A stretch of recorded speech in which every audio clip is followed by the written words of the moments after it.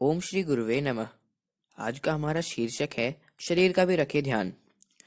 हम सभी को ईश्वर से उपहार स्वरूप यह शरीर मिला हुआ है और इसी के सहारे हमें अपने पूरे जीवन की यात्रा करनी है।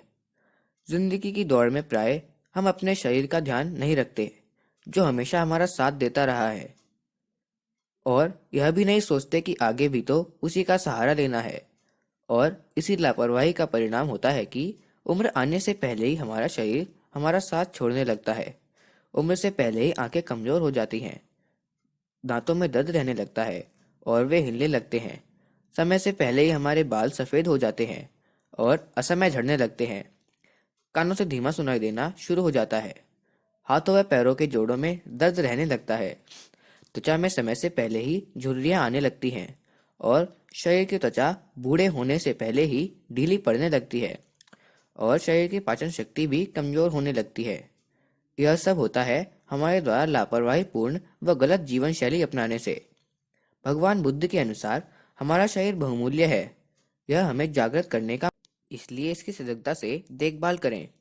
हम में से ज्यादातर लोग अपने मन से अपने शरीर में रहते ही नहीं हैं, और इसी कारण हमें अपने सांस लेने, हिलने डुलने, शरीर के आकार प्रकार और महसूस करने की ताकत का अंदाजा ही नहीं होता। लोगों का अपनी सोचने समझने की क्षमता पर ही ज्यादा ध्यान रहता है और वे प्राय अपने शरीर व उसके महत्व को गैर जरूरी मान लेते हैं और दिमाग की ताकत को ज्यादा महत्व देते हैं, जैसे ऑफिस वर्क, कंप्यूटर वर्क, पढ़ाई लिखाई आदि। लेकिन इस दौरान गलत ढंग से बैठकर हम अपने शरीर में कई तरह की समस्याओं को आमंत्रित कर बैठते हैं और परिणाम स्वरूप कमर दर्द, पीठ दर्द, पैरों व हाथों की उंगलियों में दर्द, सिर में दर्द आदि समस्याएं झेलते हैं। प्राय लोग चिंता व तनाव में इतना लिप्त हो जाते कि उस दौरान उन्हें अपने शरीर पर ध्यान देने की नहीं सूझती। कार्यालय की मेज पर घंटों काम करते हुए बैठे रहना और तनाव को अपने साथ लिए रहना आधुनिक जीवन शैली की देन बन गया है, और इस दौरान हम अपने शरीर की सक्रिय रहने की आवश्यकता से एक कदम अनभिज्ञ रहते हैं।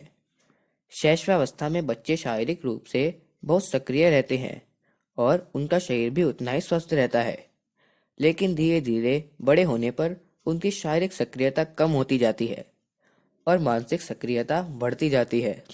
इसका परिणाम यह होता है कि उन्हें शरीर संबंधी कई तरह की समस्याएं पैदा होने लगती हैं। जिस तरह मन के विकास के लिए मानसिक रूप से स्वस्थ चिंतन व मानसिक गतिविधियों के संलग्न रहना जरूरी है, उसी तरह शरीर को स्वस्थ बनाए रखने के लिए व उसे उचित विकास के लिए स्वस्थ खान पान व शारीरिक गतिविधियों की आवश्यकता है। और यह खेल कूद के माध्यम से, योग व्यायाम आदि के माध्यम से ही अच्छे से पूरी हो सकती है।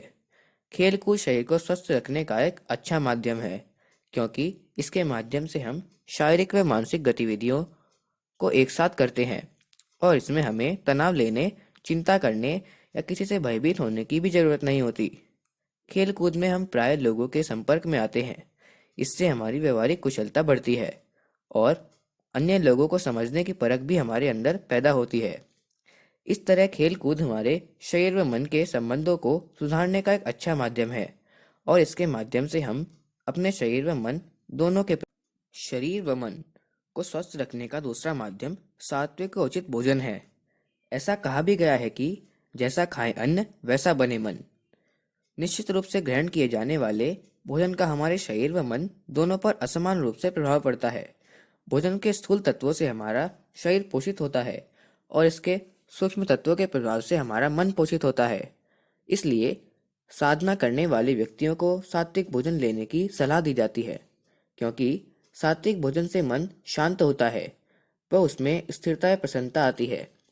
सात्विक भोजन आसानी से पच भी जाता है और शरीर में इससे हल्कापन भी आता है, क्योंकि साधना के लिए मन का शांत, स्थिर, प्रसन्न व सहज होना जरूरी है। इसलिए साधना करने वाले व्यक्तियों का तामसिक व राजसिक भोजन करना वर्जित है, क्योंकि राजसिक भोजन से मन चंचल, अस्थिर व अशांत होता है और तामसिक भोजन जड़ता व आलस्य लाता है। तामसिक व राजसिक भोजन करने से शरीर को उसे पचाने में अधिक श्रम करना पड़ता है। साथ ही इससे शरीर में पाचन संबंधी बीमारियां पनप सकती हैं। तामसिक व राजसिक भोजन में स्वाद तो बहुत होता है, लेकिन उसमें पोषक तत्वों की कमी होती है। इसके कारण हमारे शरीर में अंग अवयव पुष्ट नहीं हो पाते। ऐसा भोजन करने से हमारा पेट तो भर जाता है, लेकिन शरीर को जरूरी पोषक तत्व न मिल पाने से वह कमजोर रह जाता है।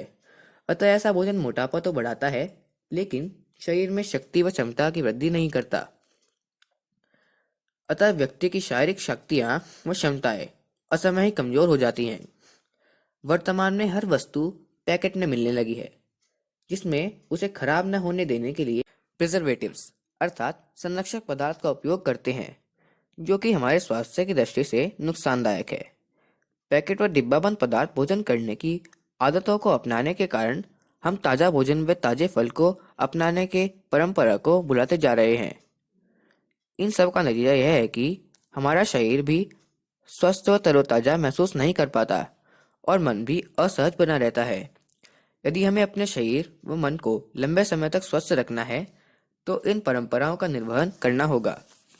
मन के मनोरंजन के लिए तो हम बहुत से कदम उठाते हैं, परंतु शरीर का भी उतना ध्यान रखना आवश्यक है, ताकि वो हमारी जीवन यात्रा में मजबूत सहयोगी की भूमिका निभा सके। अखंड ज्योति, अक्टूबर 2018, पृष्ठ 27। ओम शांति। धन्यवाद। अगर आपको वीडियो पसंद आई हो तो आप वीडियो को लाइक करें और चैनल को सब्सक्राइब करें।